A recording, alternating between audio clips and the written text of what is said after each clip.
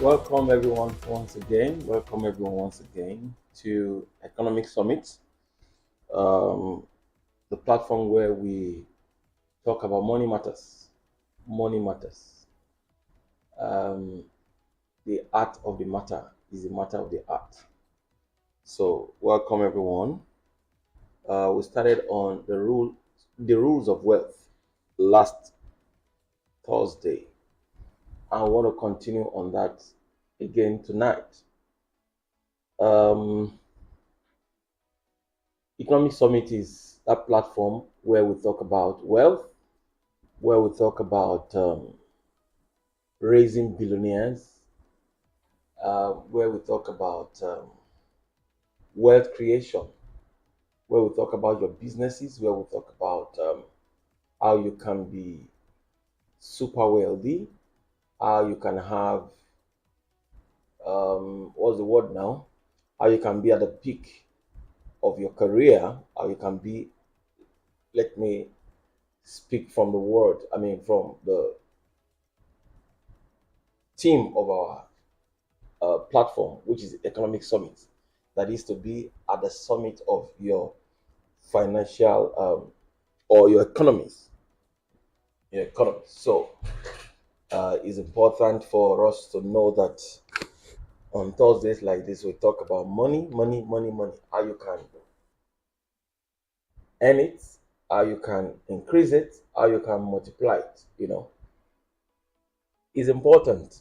And when we started some months back, we actually spoke about few billionaires around the world, how they started very early. I remember we talked about Sam Walton, the founder of Walmart, how he started Walmart at about over the age of 40. And by the time he died, he had so much wealth that even up till today, I think like 20 years ago, his children are still benefiting from the work he did. You see, as we interface with people every day, we'll know that life has different dimensions. Life has different dimensions, and our lives as persons, you know, have different dimensions. Our social life, our spiritual life, our relationships, and what have you. The Bible says something that wine makes the heart merry. That is, when you need to be merry, wine can do that. And it says money answers all things. In this part, in this terrestrial space where we are, money is important, and it's good to. One of the things that I learned very early is that you can learn to be wealthy. You can learn to be wealthy. The way human beings are created, it is such a way that anything is learnable. Anything is learnable. Um, you are a product of your environment. Every man is a product of his environment. So you find out that whether I've actually checked this trait. Um, Very few children of the poor become wealthy. If you see them, because they have watched their parents, they have listened to them, their parents actually have formed, their concept of life.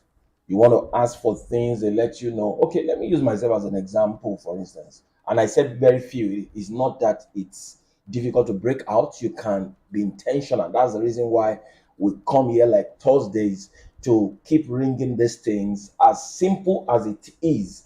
When you keep listening to it over and again and you make practice of what we say, it will eventually form you, and you're gonna be, take steps. So like I say all the time, whether it's one, two, three, four, five persons that get to know this is important for me.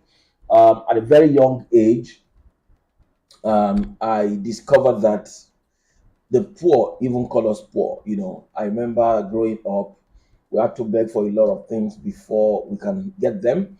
I was sharing with a few people, I think this week, that I said that in my secondary school or my college life, I didn't get to collect receipts or for a lot of things because it was a difficult thing then for us to pay for certain things, and you pay at when they are overdue. So I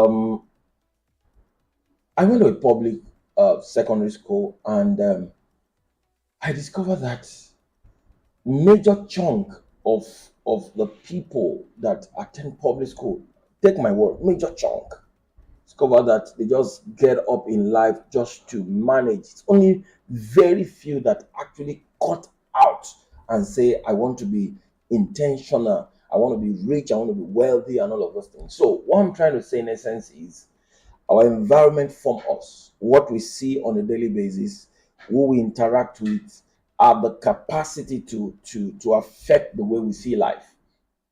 When you see people who are from a well-to-do home, they've been, that culture of wealth, that culture of success is actually created from the very beginning.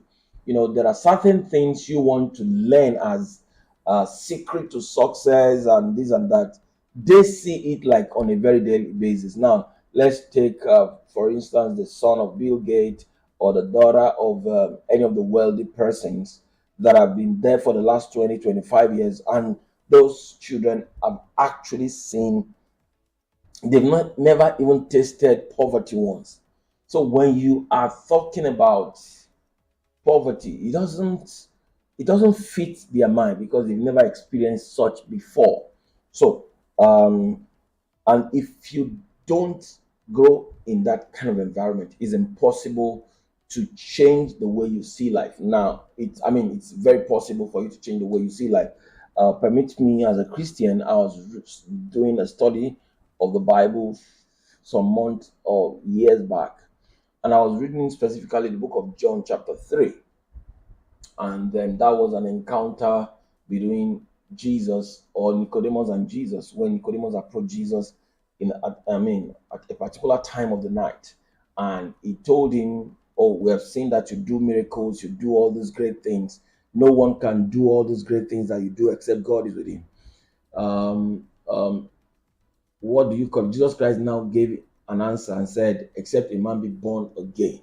So it was the first time Nicodemus was hearing that. What do you mean by born again?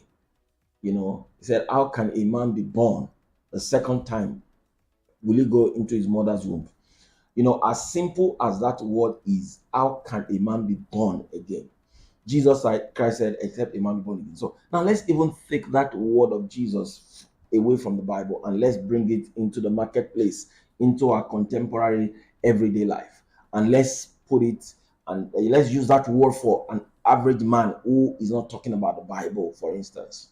Now, I saw that man is the only being who has the capacity to be born again and again, to be rebirth. Now, when I use the word rebirth, I'm not using that as it religiously. I'm saying that human being, if you have, of course, we have seen people who maybe their first degree they study engineering, and after a while they felt this was my dad's wish, that this is not what I wanted, and then they now go for maybe financial related courses, accounting or something, and you will discover that 4 years after, the guy is speaking like he never even saw the four walls of engineering classes or something. So what am I trying to say here is this: whatever it is you are, you can actually you can change, you can be rebirth. If I see you today, if you decide to say, I want to change my focus, I want to walk in this path for the next 4 years, 4 years down the line, you will be a totally changed person. Like we started when we started the rules of wealth last week, I mentioned that anybody can be wealthy. Anybody can be wealthy. Of course, we've read biographies, we've seen in history where children from the from poor background, out of sheer determination, diligence, dexterity, and what have you, put all those secrets, put all those things into place, and then they emerge, powerfully successful and what have you. So, what am I trying to say in essence is this: for the last 3 months or thereabout, what we've been focusing, especially, is on the individual.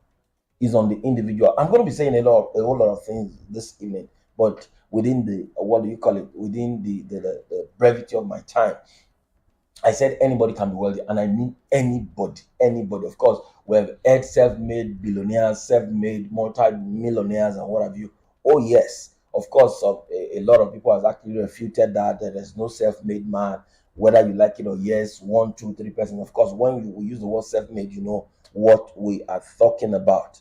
Now, last week I said the reason why we are discussing the rules of wealth is for us to have this understanding that life or living is governed by laws, by certain laws and principles.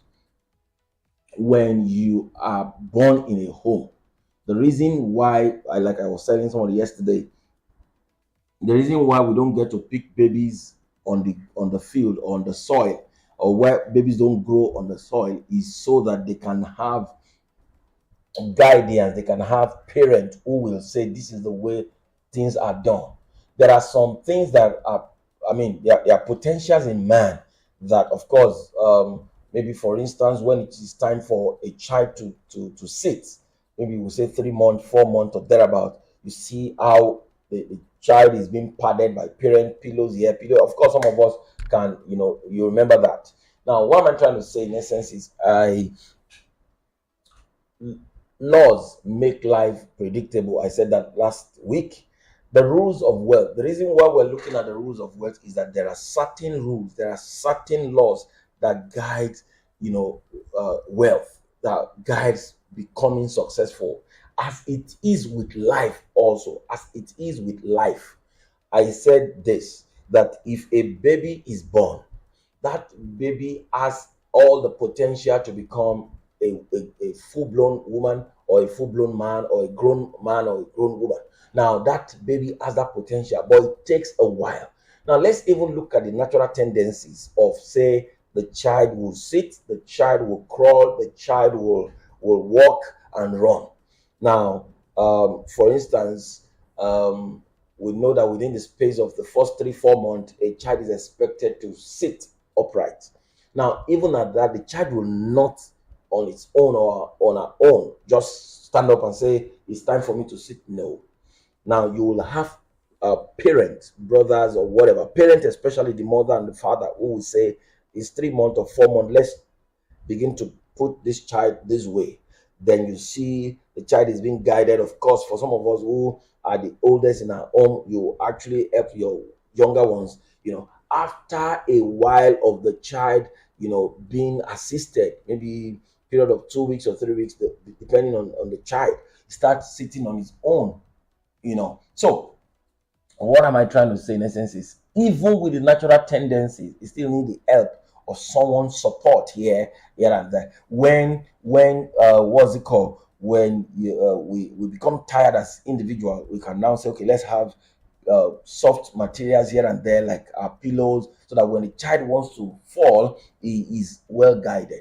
It is the same with everything in life. When it's time for the child to walk, for instance, the child wants to take the first step, and of course, I as I talk now, I remember there was a particular time when I was I think in our home growing up, in our compound growing up, and a particular child, maybe the parent have been expecting that he should have walked, earlier than that time. The moment that child stood up and take the first step, if you see the way everyone just screamed, and as soon as they screamed, the child was afraid, just sat down. So I was like, what was actually a problem? Because the space at which it took the child maybe 3, 4, 5 seconds to stand up, and the moment they screamed, we all rushed there to say, what was the problem? They were now trying to explain to us that the child actually stood for the first time after a long time. It is the same thing with what we are talking about. the rules of wealth. I want to say it again, that laws, life, living is governed by laws. We wake up to hear rules. We wake up, I mean, we grew up to hear rules and regulations from our parents. Don't touch this. This is an hot object. It can get you destroyed. Don't put this in your mouth. This can get you, it can get you killed. Don't walk on the express. When we now get to school, our school, in our elementary schools, the things we hear actually that we call education, they are actually laws of life. They are laws of life. You are introduced to, like I think I said this last week, you are introduced to the letters of the alphabet. They call it the letter A, B, C, D to Z. You are introduced to the numbers, the 1 to 10 or 1 to 20 or what have you.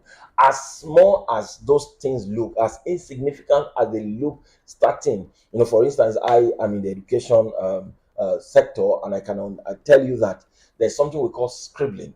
For a child of 2 or 3 who is holding his pencil for the first time, you don't expect the child to start writing accurately or economics on it. No, the child is expected to scribble. And what do we call scribble?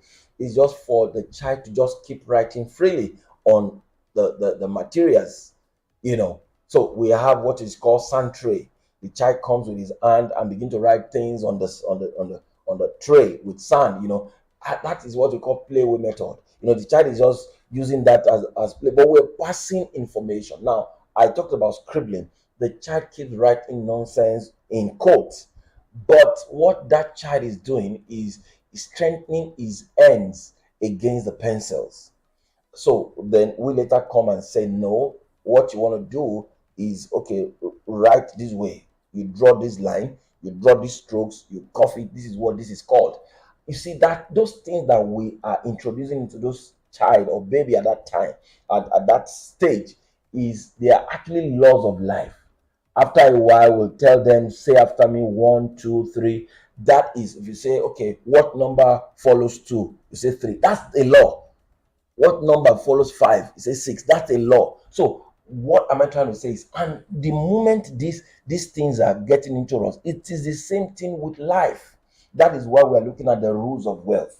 Everything in life has its laws that guide them. We did in our physics the law of motion, and then we did the law of gravity that says everything must come down. Talk about the weight and mass and what have you. Now, what am I trying to say in essence is, but there are certain times when somebody came and said there's something that's called the law of aerodynamics, that anything that is weightier than air can now fly. So these are laws. Everything I talk about the law when it comes to accounting, for every what do you call it, credit entry, there must be a corresponding debit entry and all of those things. So life is governed by law. Every field has their laws. Every field has their rules. Whether it's in the field, in the field of architecture, in the field of engineering, in this and that, every field in life has their rules and laws. And it is the same thing with wealth. It is the same thing with money making. And when you violate those rules, when you violate those laws, you are bound to have those consequences. So there is no way, what I found out in our environment and with a whole lot of people is that we want to violate laws, and we want to bring God in to say, God, I'm violating the laws or the principles of success. I'm violating the laws of wealth creation, but I can pray you into just pushing into it. No. Like on Tuesdays, we have what we call the tribe of Issachar, where we teach the word of God thoroughly. Then this also, of course, is part of teaching the word of God, but somehow it has been neglected. That we just believe that if I go to church, if I give offering, then God will take care of my wealth. No, it has not happened like that. There are, you see, like I said, every field has its own principles. Like the Bible says in Deuteronomy chapter 8, verse 18, that I am the one who gives you power to make wealth. So you need power to create wealth. You need power to create wealth. So we must understand. Like if you check, okay, for someone like Reverend Sam Adeyemi wrote a book sometime called it The Parable of Dollars. And it was actually from the Bible. That's the parable of the talents. Before growing up, we used to think that the talent there is actually being gifted. That if you say you have talent, you can beat drums, you can draw, you can do graphics. No, it's not that talent. That talent that Jesus Christ mentioned there was actually money. Because if you listen to what he said when he was talking to the one who did not trade with it, he said, at least you'll have made a deposit in the bank. It will have drawn at least simple interest. If you cannot even multiply this money, but simple interest. So Jesus Christ was talking about, how we can, and what's the word? How we can multiply money. Permit me, I don't know. I'm just trying to dig deep into the Bible. It's just part of me. I got an invitation to come and speak in the church, and of course, the pastor was trying to explain to me the reason why he want to bring me here. That is church. Oh, he preaches on power, but there are certain things, principles that the church members are lacking. He feels I will be the one to do justice to the teaching. Now, as I was, meditating on, okay, what exactly will I say? I like to see the Bible from the beginning, Genesis. I don't know if I'm not exaggerating. I will have read Genesis more than 100 times in my life, because I like to go back again as it is now, just reading the Bible from the beginning again. Now, let me say this: when man, what's it called? When Adam and Eve sinned, when God wants to touch Adam, he actually addressed his livelihood, his source of living, that the ground will not produce well for you. That God felt that was what's it called? That's the way I can actually, address you. If that was a curse, then if what God cursed was the work of man, you know that it is actually important. So the reason why we come here every Thursday is so that for believers and everybody out there, I've seen in my little life that money is a factor in people's life. There is no way we want to talk about it. This is a factor in people's life. When you are in church and you are not well to do, you know that where it's not supposed to be, but there is even in the Bible, James was saying that if you're in a church and a poor man comes into your church, don't go and put him at the back seat and say that place is for you. Don't treat the wealthy or the rich in a different way. It is just the normal thing. It's just the way we are as human. That's the reason the Bible keeps saying that we should treat the poor this way, in our world, poor men or poor people attract sympathy. Wealthy people attract admiration. So I am saying that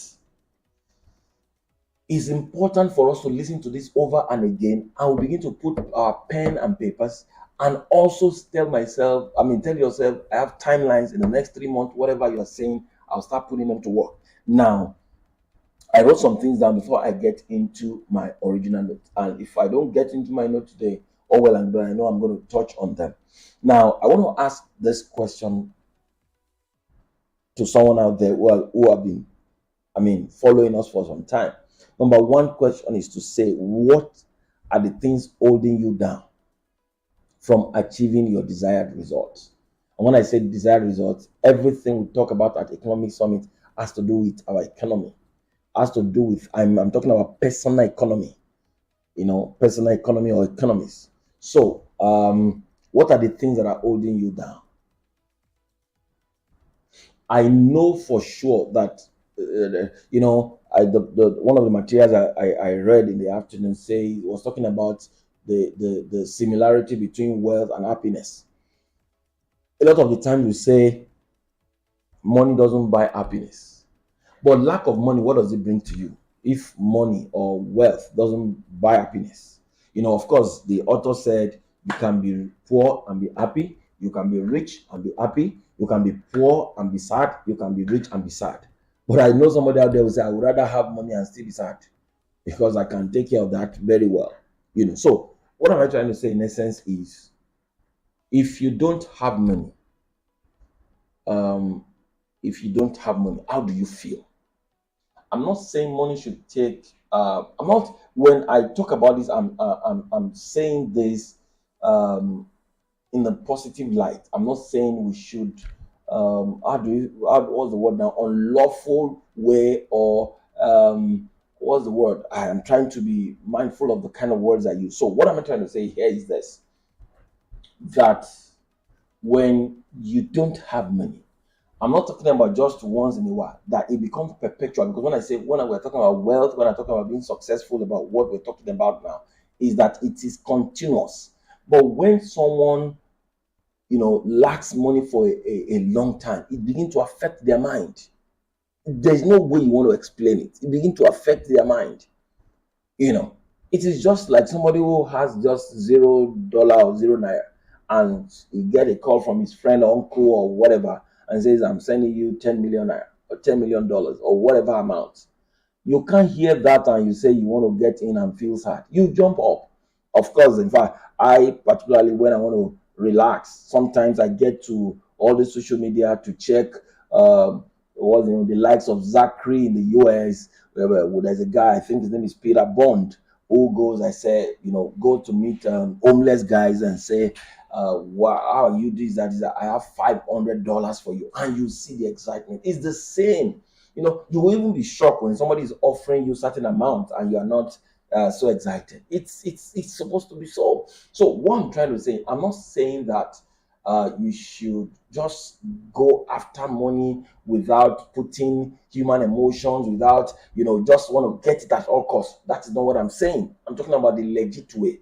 If there's a legit way of making $1 billion, if there's a legit way of making $1 billion, I want to learn it. Oh yes, I want to learn it. I want my children to learn it. A few days ago, a friend of mine sent me the news of Aliko Dangote, that he made about is it 400, over 400 billion naira in 24 hours.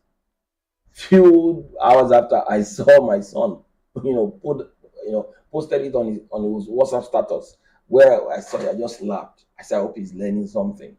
Because if that news makes sense to him, I like it. Honestly, I do. And of course, why you teach them the word, why you teach them modesty, why you teach them how to balance things in life, money is important. Oh, yes, it is. Okay, maybe for some people who have it and it may not make a lot of sense. Maybe I grew up, I didn't see it. And when I started seeing it, it was making a lot of sense. If you sit down now and they say there's a need that is X Y amount, and I've said it time and again that when you have, for instance, you have 2 million naira in your account, and somebody walks up to you, maybe your wife says, the project that the children have now, they want to travel out of the country or whatever, and it's going to cost them 3 million. You start you begin to, the way you react is based on whatever it is that money. If your wife says, "Oh, I want to go and make my hair and what I need is 20,000," and you have 3 million naira, you will even double it. So, but if what you have is just 20,000 and she says she wants to make hair for 20,000, you say you waste too much. You begin to speak on unnecessary grammar, and that is because of where that is coming from. So the question is, what are the things holding you down? You must get to, like we started in January to say, a lot of us have aspirations. We have a new year resolution. We're going to get this done. In the next few days, the first quarter of the year is gone and gone forever. You have, when we are making goals for the year, we have health goals, we have academic goals, we have career goals, we have relationship goals, we have spiritual goals, and we have financial goals. So for this Thursday, what we talk about especially is on your finances, is on your businesses, is on how you can make a lot of money. Is how you can make a lot of money. I wouldn't know who I was talking to, that if you remember during COVID, that there were certain churches, there were certain individuals who say, "I'm putting in 2 billion, I'm putting in 3 billion just to take care of XY place." I remember, there's a pastor in the United States who made his airplane available for movement of AIDS and all of that. That is the kind of that's the place we should get to. you know. So you must ask yourself, what are the things holding you down? What are the things, what are the situations around that are not allowing you to do what you have been hearing? You must get to know it. Put it down. Is it procrastination? Is it what do you call it? Is it maybe procrastination? Oh, I've heard what you've said. I want to build so and so website. I want to be able to do this business, but you keep telling yourself, "I'll get it done tomorrow. I'll get it done day after tomorrow," and before you know it, a month has passed. And if you have started something now, what can you do more? What do you think you can do more? What do you think you can do more? If you are offering services to two persons or three persons, how do you want to increase it to 10, 20 to 30 to 40 to 50? I said it in one of the episodes that you talk about Apple, you talk about Microsoft, you talk about this billion-dollar, in fact, trillion-dollar company now, because they've become trillion-dollar company. They are worth, is because of the number of people they reach, of the number of countries they reach. So it's important. What do you think you can do more? What do you think you can do more? And I'm talking about in terms of actions. Oh, so we have heard from in time past that knowledge is power. But yes, but you must also add actions to knowledge. What is the essence of having knowledge when you are not putting it to work? I wrote here that things are changing very fast. I was checking few artificial intelligence software in the last 1 or 2 hours, and things are changing very fast. Before, it used to be like, before before you are done learning about something new that you feel is new, you discover that by the time you are done, it's already old, it's already archaic. So things are changing very fast. You should try to learn new things daily. Take time out of the 24 hours. You tell yourself, I sleep 6, I sleep 7 hours, and you are left with 17 hours or 18 hours or 12 hours, as the case may be. I want to learn at least 2 hours on these things. So you begin to ask yourself, what are, like I said, things are changing very fast. You should learn new things as things change too. As things change, you should learn new things. Learn new things. Because the moment you begin to learn new things, it begins to open you opportunities. Maybe 10, 15 years ago, we weren't so, we're not hearing cloud as we hear it now. AWS, Amazon Web Services, you hear the word Azure, you hear Google Cloud and what have you. And before you know it, AI is like, it's taking the world. So you must begin to learn. In fact, I wrote here that when you are doing your business, no matter how stupid it is. Okay, I think I was listening to Jack Ma a few weeks ago, and he said on Alibaba, there's a guy who everybody thought was stupid. On his own market space, he just decided, okay, there was a time I went, I shopped in China. And when you talk about big size shoes, 41, 42, 43, for instance, the Chinese, their legs are very small. When you buy a particular size of shoes, in China, and you think that you are coming to look at the same 42, 43 here, you'll be shocked that the 40 size is just for your baby. I bought these things, and I'm like, what's this? Is this what is called 40? And he said what a guy did, because he knew that all he did was just to focus on extra large, what do you call it? Extra size shoes.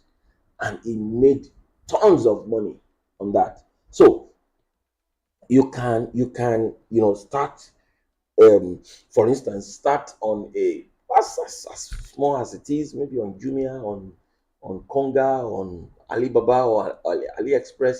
Put your product there. The moment your product is on Amazon, for instance, the moment your product is on AliExpress, that's touched the ends of the earth. Anybody could search and get it. If you can't, create your own website on your own. And funny enough, website is even very easy now. You can use AI to create a simple website without, just say, I want to sell shoes, put it on the AI software and create this so and so. ChatGPT now is even writing codes, JavaScript and what have you.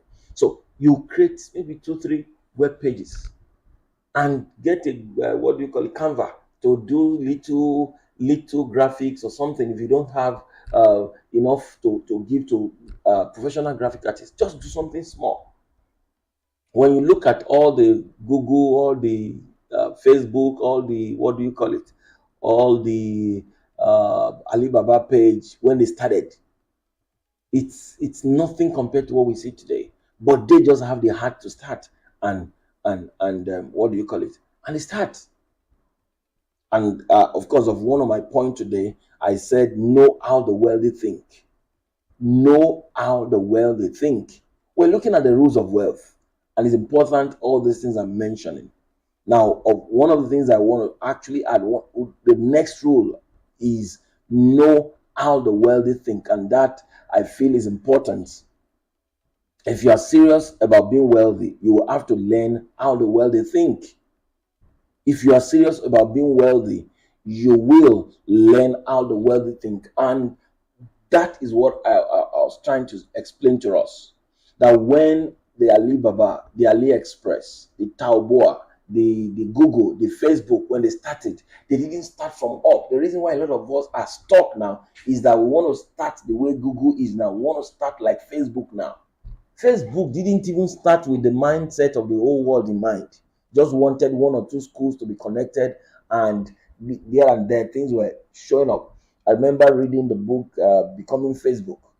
I think Facebook was in its third or fourth year then, when it was worth about was it about $1 billion company, and they told the young man Mark Zuckerberg, that let's sell Facebook for $1 billion and you go walk away with 250 million. At the age of 23, he refused. So there are still several things he envisioned in that Facebook will do. If he had actually sold it, would he not be stupid? Facebook is in close to $1 trillion company now. So what am I trying to say is, you must know how the wealthy think. If you are serious about being wealthy, you will have to learn how the wealthy think. Now, I said it earlier that anything is learnable. In fact, how to think is also learnable. You can learn how to think from people around you. You can learn. I've seen that our thoughts can change when we are around wise people. Is the book of Proverbs 13:20 that says, he who walks with the wise will be wise. So if you walk with the wise, you begin to learn how the wise people think. You must develop a taste for understanding and knowledge. You must read about wealthy people. You must read about wealth. You must watch their videos. I do that a whole lot of the time. And there's no way you sit down and watch videos of wealthy people and it leaves you just like that. Develop a taste for understanding. Develop a taste for knowledge. Read about wealthy people. Read about their interviews. Read about their autobiographies. That can be full of insights. Develop a taste for knowledge. Develop a taste for understanding. Don't just wish things will happen. We do that a whole lot in this part of the world. We just wish, like I said it. There are times you want to break principles. You want to break principles, and you are going to invite God through prayers to say, God, I'm breaking the principles. You must be part of it. No. There's a place in the Bible that says all unrighteousness is sin. When it says all unrighteousness, that is unrighteousness when it comes to breaking the principles of success and wealth. It's a sin. We must get to understand this. Now, I talk like this because at a point I just got frustrated when it comes to church, when it comes to Christianity. Why do we do? Because when we were coming in, we think that the moment you go to church, serve God from morning till evening, read your Bible, and do a little bit for yourself, God will do the rest. It was so confusing. And you discover that the people who were not even doing church thing have those things that you even have. You will now ask yourself, Where are things get at a point I'm like, I just got relaxed. Didn't get to know it. That was why I got into research, went into okay, where did this who are the Christians who that was when I began to look at the first five what do you call it, religion in the world: Islam, Christianity, Buddhism, Judaism, and then what's the fifth one like that. I began to see, okay, what exactly? Oh, every one of them believe in supreme God. Or the way you now worship might now be different and what have you. So I now began to do a whole lot of study, and that took me to Israel. That the way an average Israeli, in fact, I it's like a daily thing now. How does an average Israeli think? I remember then that I watched lots of videos.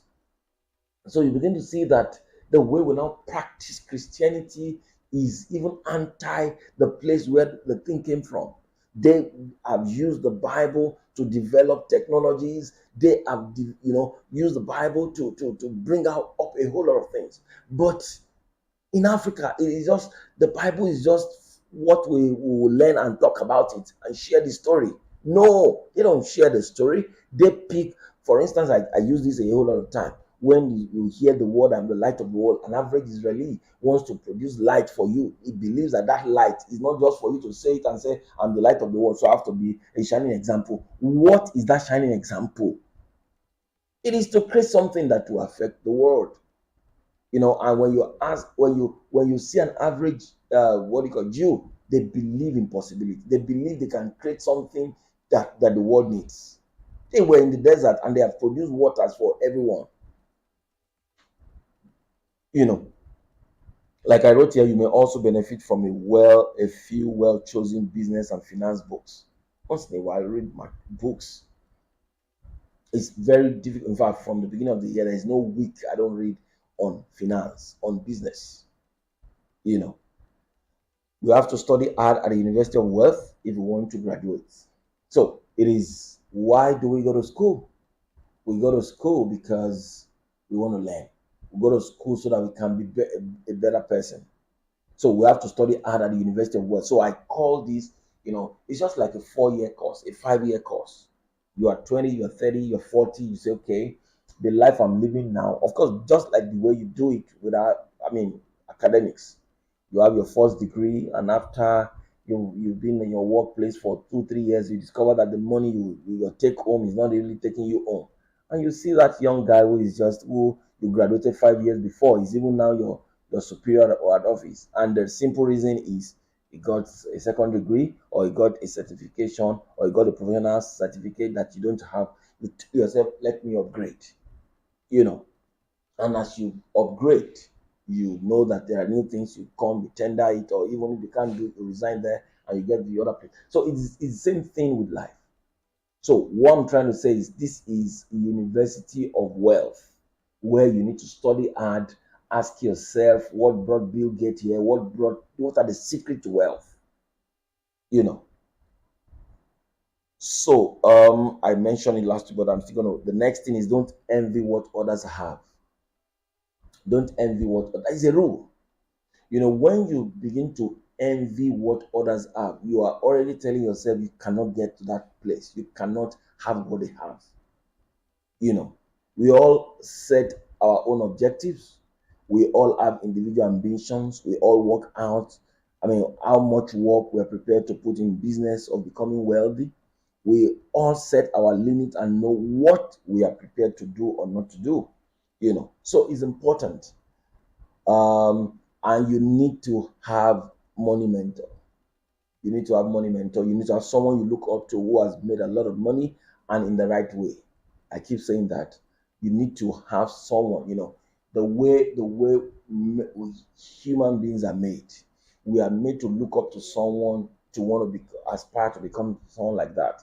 Just like when you are babies, you are always looking up to your dad. Or for instance, if you have a younger one to guide you, no, don't go there, don't do this. I want to take my bait, I want to pull. You'll be the one to assist. So it's like that. So we all grew up with that.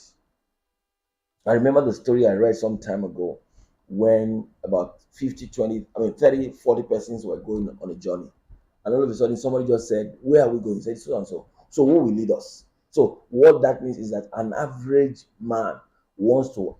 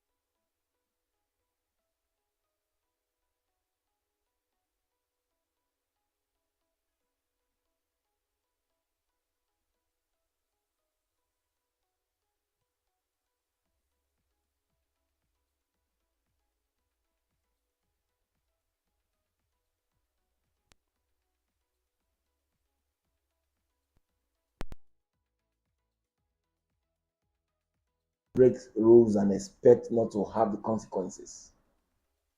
So economic summit is to help you say there are rules that guide money making. There are rules to wealth creation. And one of them is don't envy what others have. That the proof of envy is that you are cutting yourself that you cannot get there. As much as it is good to look at what someone are and then you say, okay, I wish I have the boss. To envy to the point that you say, who knows what he's doing? And I've said it, when you talk like that, when you say all wealthy people are criminals, then the day you convince yourself that you will become wealthy, you must get it through criminal ways. I remember somebody was saying one time, when we say, all senators, all politicians are thieves. So it means that any day you convince yourself that you want to become part of our leaders, and by so doing, you want to go through politics, then you must steal. No, it's not true. So you must, like I said it, you must get to know what's the word? Okay, don't envy what others have.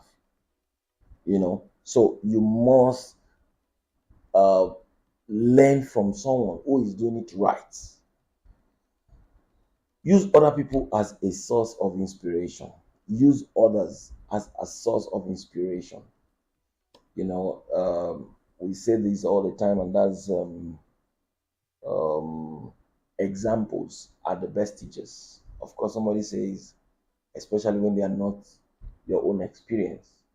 But when you use other people who are successful as source of inspiration, it helps you. It's just like you are, I mean, cut tie with a friend or a relationship, you know, and you now, what's the word? You now meet your friend or a relation that you have not seen in 10 years. And in 30 minutes or 1 hour, the person tells you, this is what has happened to me in the last 5 years. I've grown from here. I did this, I did this, I did that, I did that. And in 10 years, I have about 10 investments here and there. I have this company here, I have this company here. When you look at it and you know that you are not even 10% of what this person is, you want to ask questions. You want to sit, can you guide me? So what am I trying to say? Use other people as a source of inspiration. Use other people as a source of inspiration. And I say the third rule that I'm talking about tonight is harder to manage yourself than it is to manage your money. It's harder to manage yourself than it is to manage your money.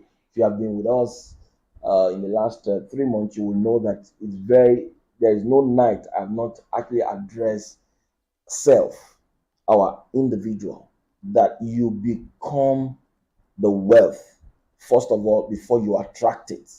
It is harder to manage yourself than it is to manage your money. Money is your servant, it will always respond to who you are.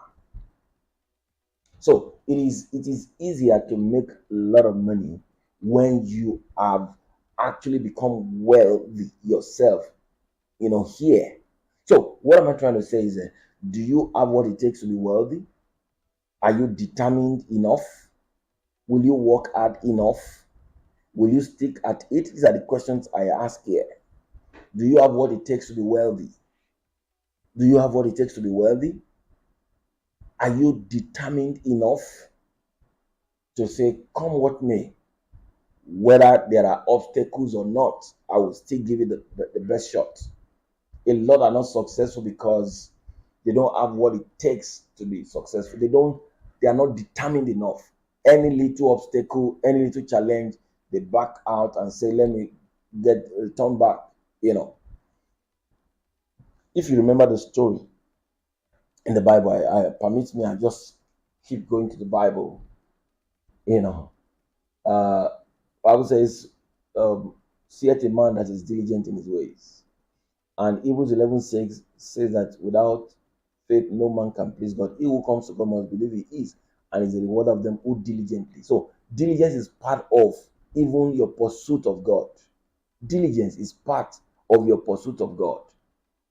You can't say you want to know God if you are lazy. So, do you have what it takes to be wealthy? And when I say, do you have what it takes, and what are those things? For instance, are you determined enough? Because trust me, there is nothing you want to get in this life that will not be obstacles. And in the last few episodes, I've shown you the successful companies in the world that we talk about, and they have their shares of errors, they have their shares of mistakes, but despite that, like the story of Microsoft that bought Nokia for almost, is it 36 or 39 billion dollars, and he almost lost it. What's it called? Which company is that spent about 2 billion?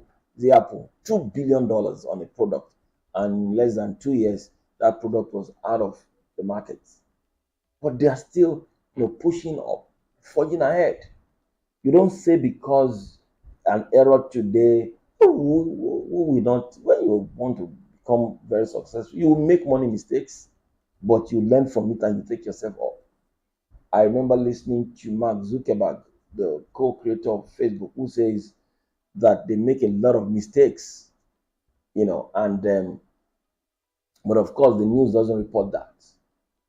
Who is I think it's Jack Ma that said is when he's asked a lot of questions about what they do in Alibaba, he says he's looking forward to writing a book, 1,000 mistakes of Alibaba, because you will keep.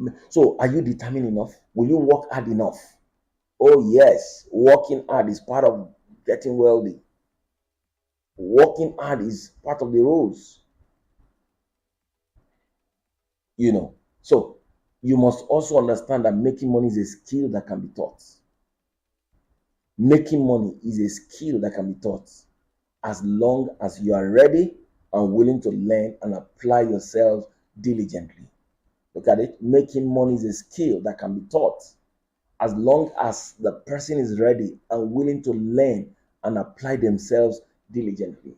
See, these things are important because, well, I'm not talking to the person who feels this money matter, I'm not interested. The little I have is okay. Oh, yes. Like I said last week, you must determine what exactly is your definition of wealth. Somebody might say, the moment my children can eat and go to an average school, that's it.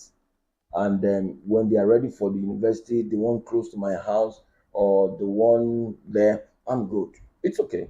So when you define that as your own wealth, then pursue it.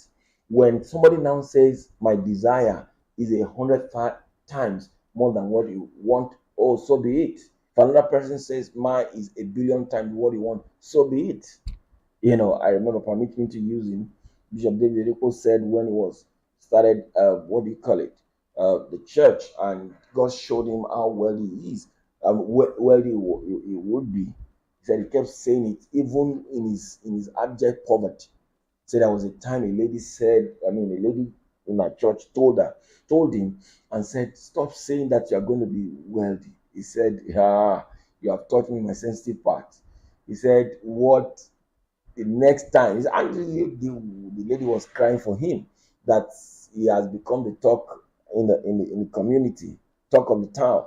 That people say that your poor pastor says going to be the richest. He said he's not only going to be the richest, he's going to be richest pastor in the world. But today he's pursued it, and what have you? Putting the principles there. So you must get to know that making money is a skill that can be taught. Anything is learnable as long as the person is ready and willing to learn and apply themselves diligently. You know, so we must get to know that. I mean, becoming wealthy has enormous sacrifices that we have to put in. Enormous sacrifices. You know, so sometimes you have to, turn off your phone. Sometimes you have to reject those offers and something. You have to tell yourself, this is what I want to focus on. So you must forego instant rewards. You must, forego instant rewards. So please get to understand this, that when we talk about becoming wealthy, let's erase that mentality that somebody somewhere will just come and dash us money.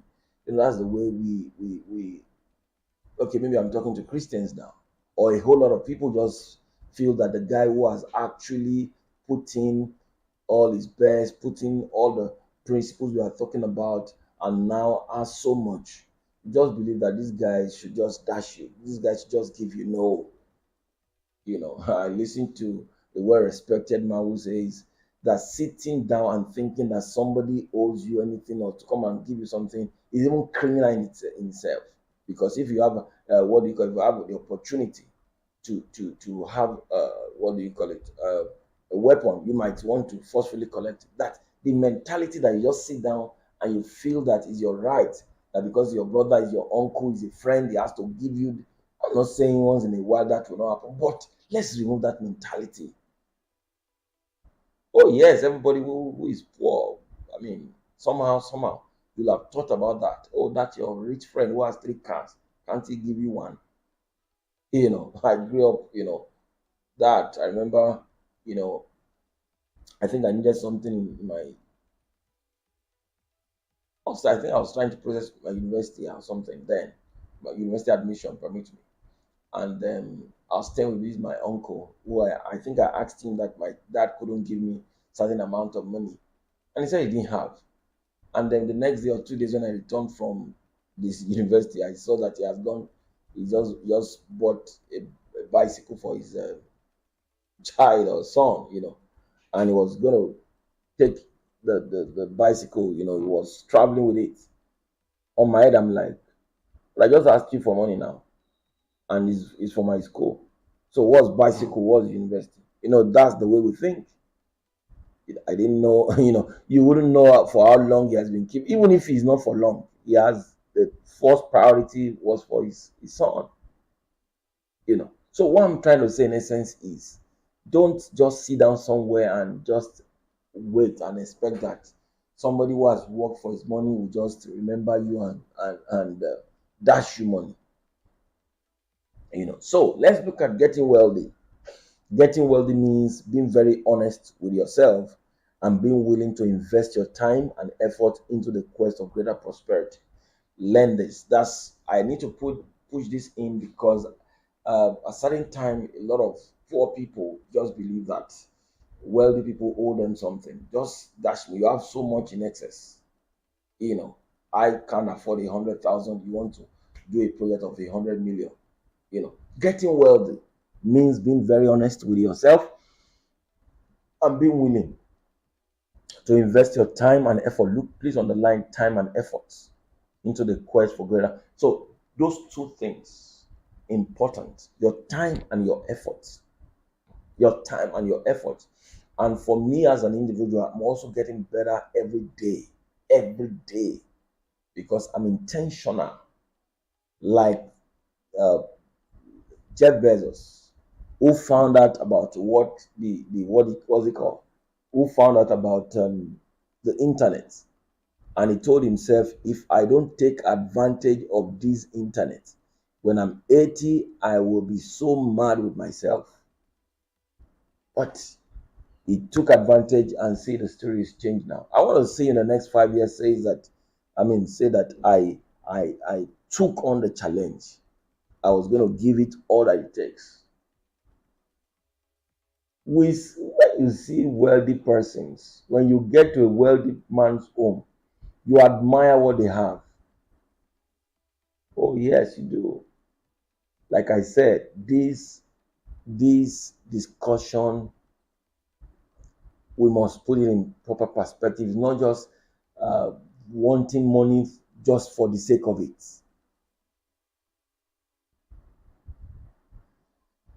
Getting wealthy means being very honest with yourself and being willing to invest your time and effort into the quest for greater prosperity.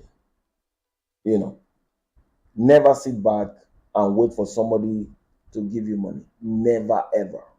Never sit back and say, oh, see, that kind of mentality will make you indolent, will make you lazy, will make you feel that those people, the ones who have are superior to you. I've said it, and I'll keep saying it.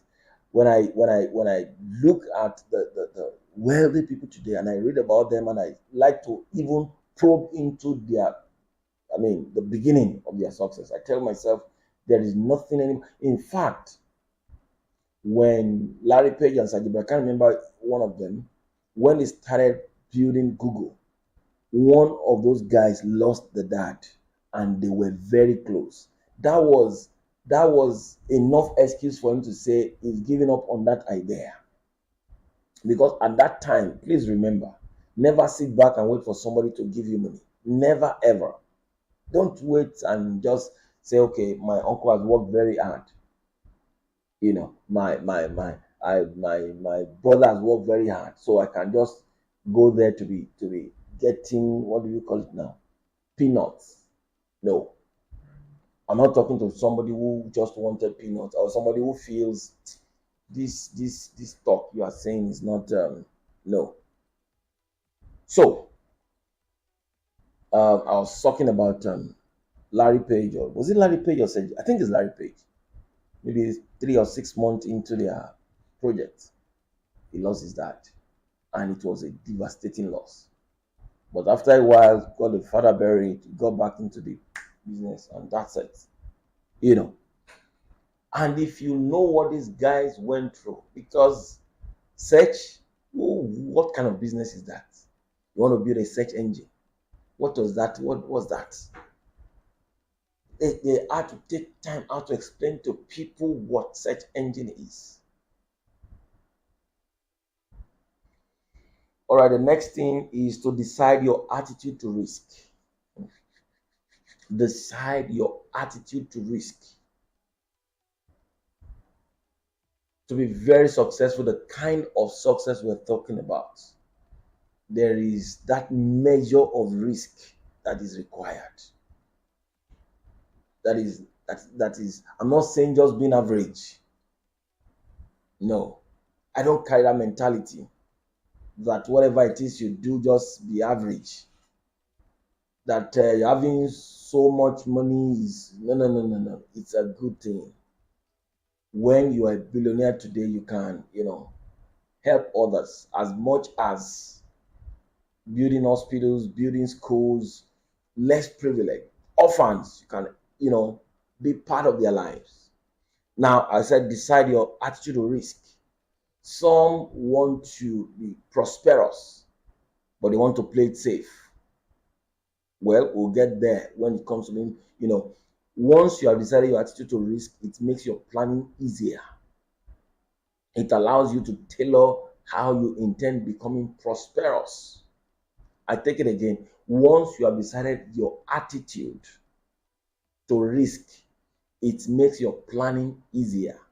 It allows you to tailor how you intend becoming prosperous. Did you see that? So you must get to decide your attitude to risk.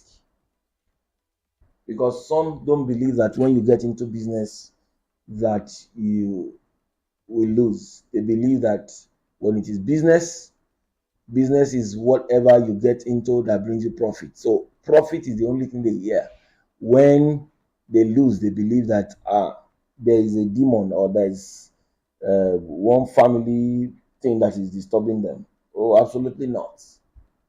I've shared with you, there is no wealthy person, there is no company in the world today that do not have their share of failures. And I'm talking about global companies that will bring in experts to study the market, to study the product, to put the product to do product tests, and it will go through a whole lot.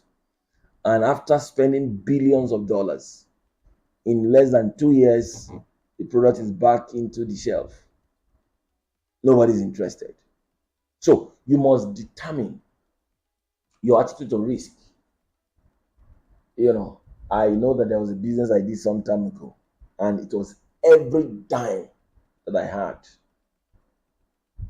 And when I was done, I lost everything. I sat back again after a few days, told myself I will bounce back. Bounce back. I've spent millions on projects that up till now is not even giving me a dime.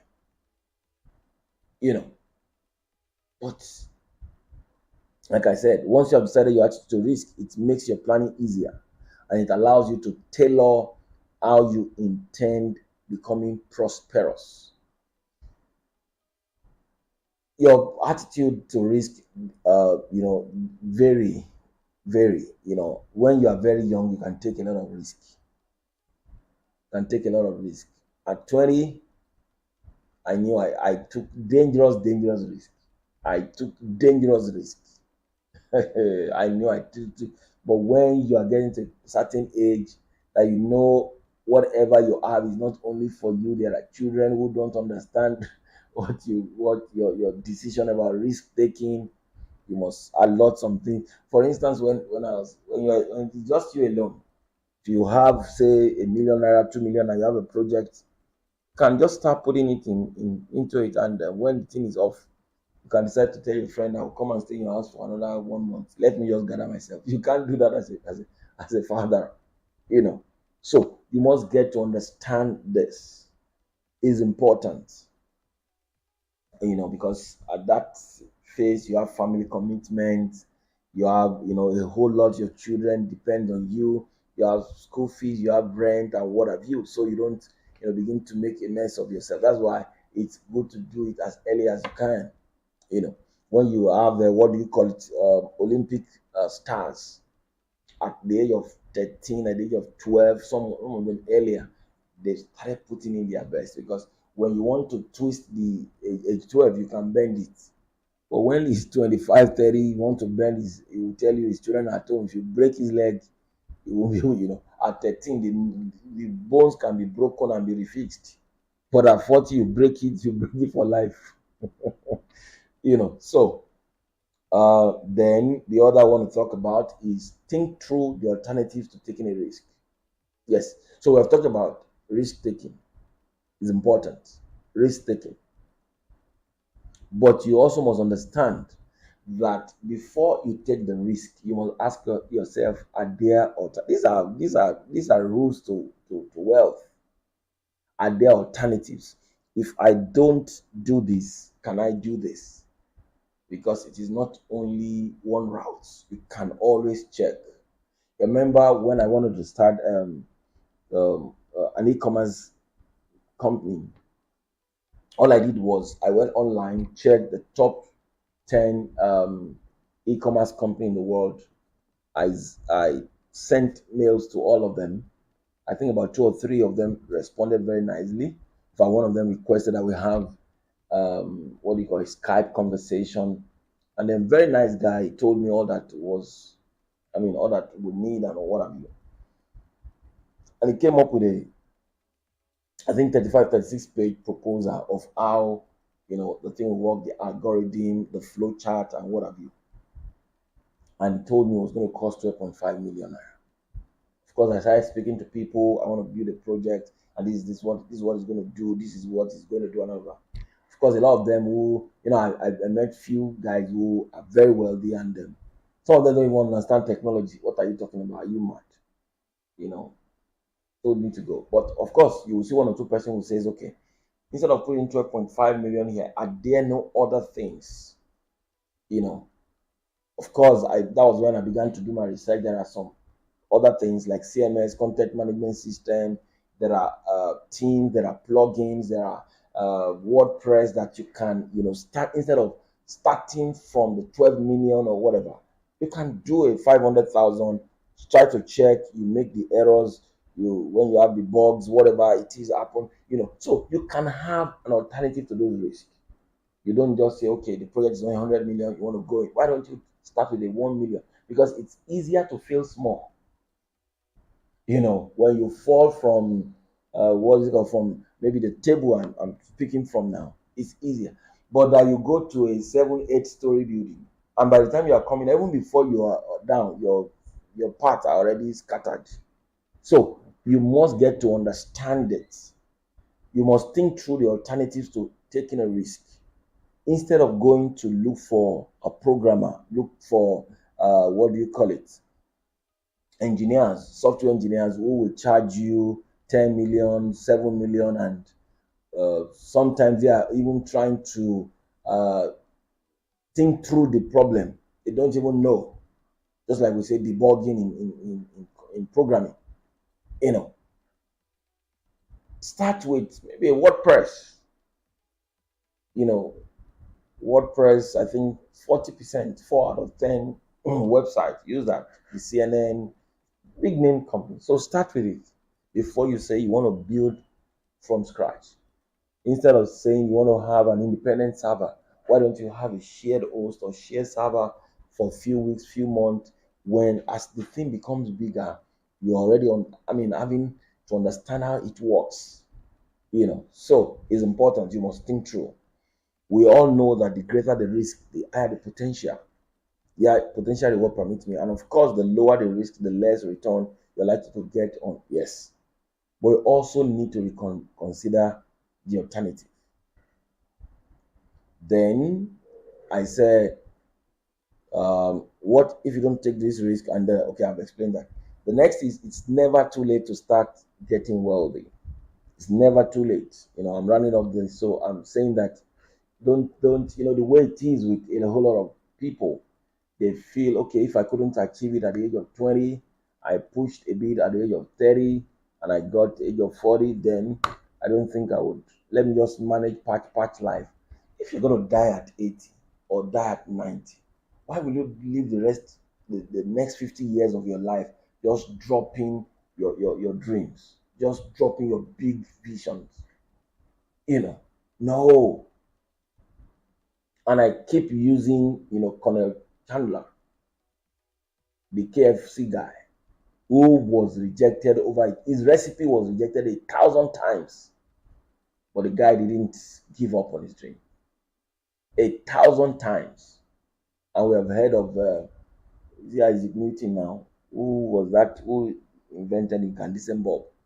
Who tried, made a 10,000 experiments, and he was told of his failed experiment. No, say I now understand 10,000 things that will not produce an incandescent bulb. So it is never too late to start getting well. Don't say I'm 40. Don't say I'm already 50. You know, by the time you check the age of the wealthiest people in the world, you will discover that the Bill Gates is over 70. Elon Musk, of course, they're young. The what do you call the name of what do you call it now? Uh, I'm trying to pick. He's over 80. One of those wealthiest guys in the US. So, and you will see that a whole of them are super, what do you call, old. Biden, the president of the United States, look at his age. Look at Donald Trump, over 70. Don't say, oh, I'm 40, I've tried my best. I've found that. I've had conversation with 50-year-old, I've had conversation with 40-year-old, I've had conversation with 30-year-old. What you get to hear is every person regret that he didn't take a decision 2, 3, 5 years ago. Why? If I knew that the what's it called, the cryptocurrency market would be this, I would have bought 1,000 crypto. I would have bought land and so and so. But the truth of the matter is, start now. Leave the past. You can't get into the past, and don't throw in the towel to say, oh no, I made a lot of mistakes in the past. No, anyone can make money, like we said last week, and it's not limited by your age or any other time factor. All it requires is that you shift your focus to becoming wealthy, and already things will happen without you having to do anything more. Do you see it? I'll read it again. Anyone can make money, and it's not limited by your age or any other time factor. All it requires is that you shift your focus. Take that word, shift your focus to becoming wealthy.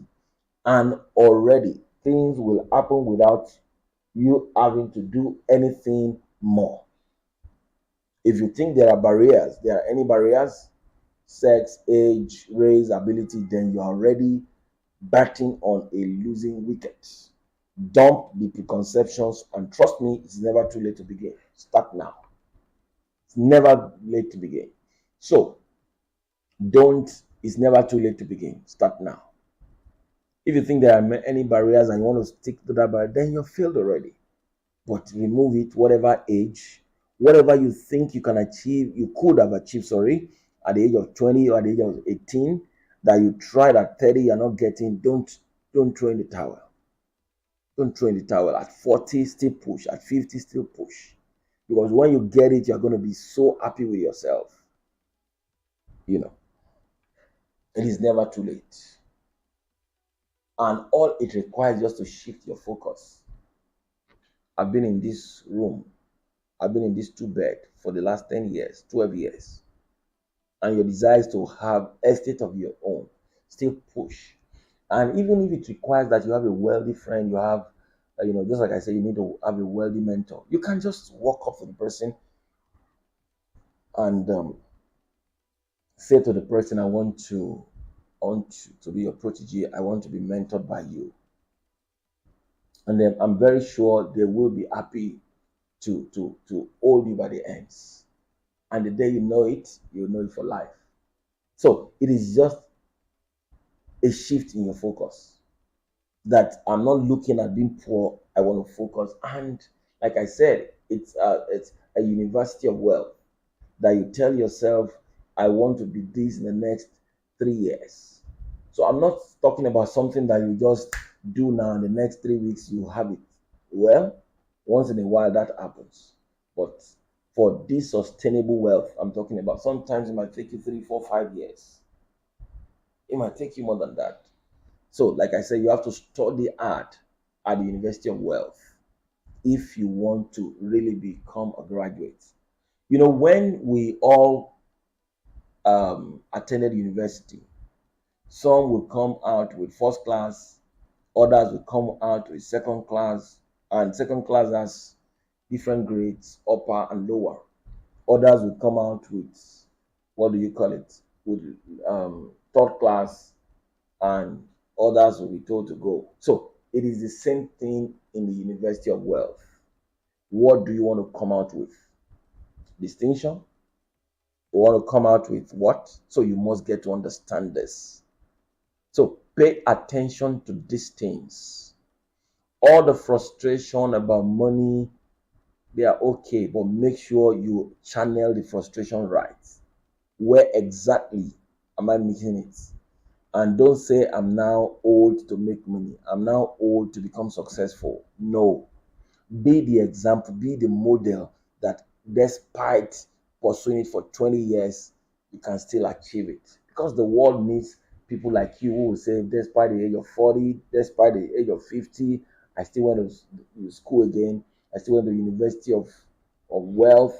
And then here am I studying very hard. For instance, you can tell yourself, the next 36 months,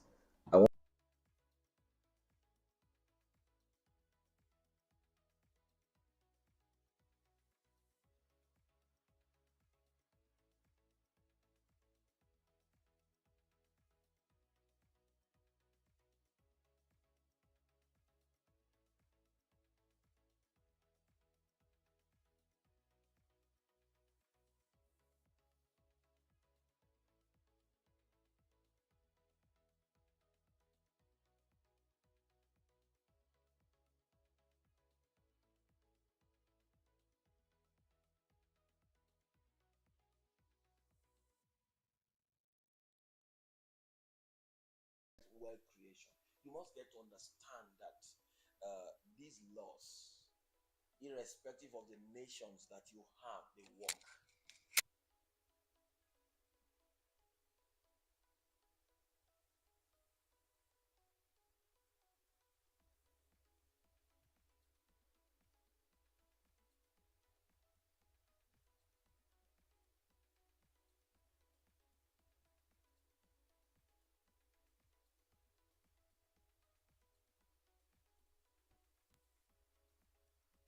Europe, the laws of aerodynamics work. The laws of aerodynamics work. The laws of what do we call it? The laws of gravity work.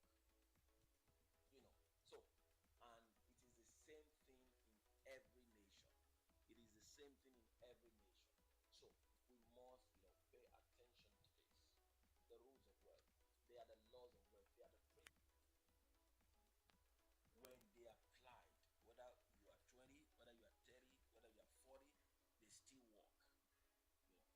So the concluding part is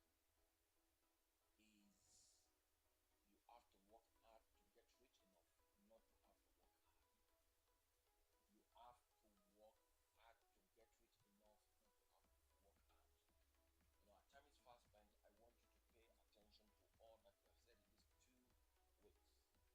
And like I said, we're going to be getting to bring few people who what do you call experiences, how they came about their wealth, what are the challenges, what are their challenges, because it's good enough for us to get from the new things, and you will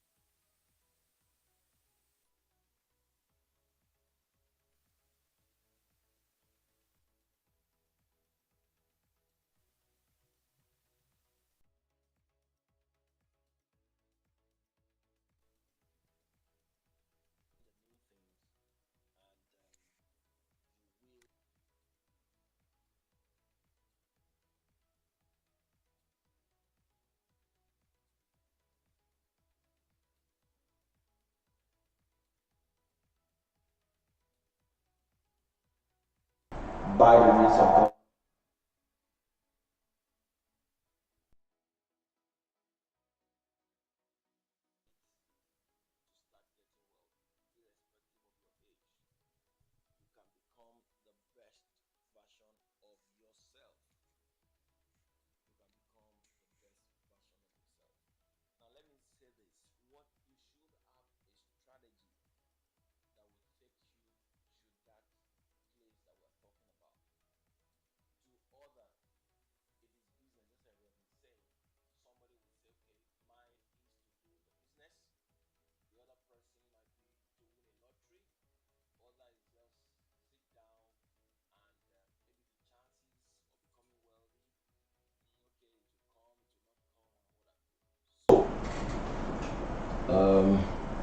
Thank you everyone for your time.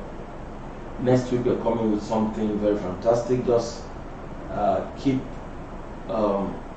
yourself abreast of all the information that we're going to be putting on our social media platform.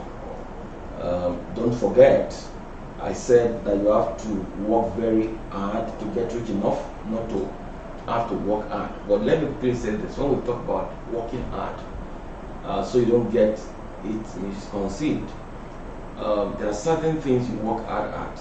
Imagine if you have security person or a cleaner whose salary is fixed.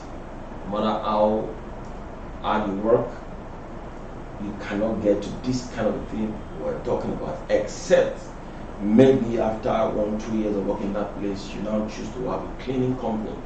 But cleaning an organization where your salary is fixed for 100,000, for 10,000, for 40,000, even if you clean the whole compound, your salary is still fixed. But you can make a choice to say, I want to start a cleaning company where you employ people in their 100, in their 200, in their 300, and yes, that's what we're talking about. So thank you. Don't forget, it's the rules of wealth. Rules, principles, laws make life predictable. Economic Summit, our primary assignment on this platform is to create create a billionaire out of you. Yes, you heard the word, a billionaire out of you, and so that you can have, impact around the nations of the world, your community, and everywhere. All right, I'll see you again next week. Thank you very much for your time. You stay blessed and keep winning. Economic Summit is to see you at the top of your career. You will get there. Bye for now.